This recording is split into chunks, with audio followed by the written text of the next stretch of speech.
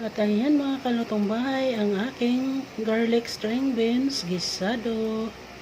Ayan, yum yum yum.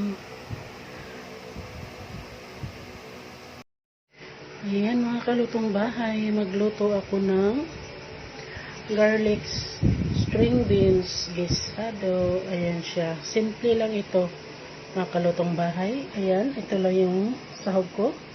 Ayan, at saka yung panimpla ay konting asin at saka konting magic sarap. Ayan, at tara, mag-umpisa na. Ayan.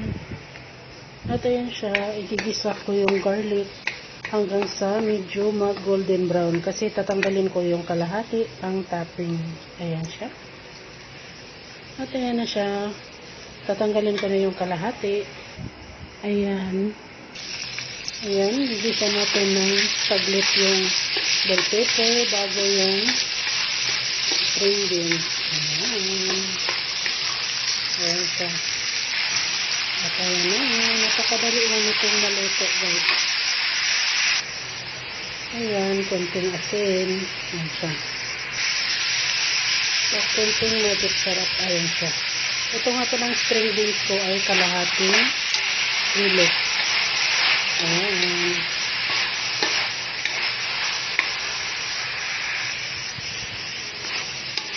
At ayan na siya. Ready nang ihain.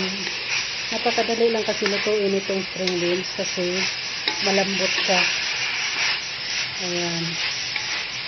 Yan.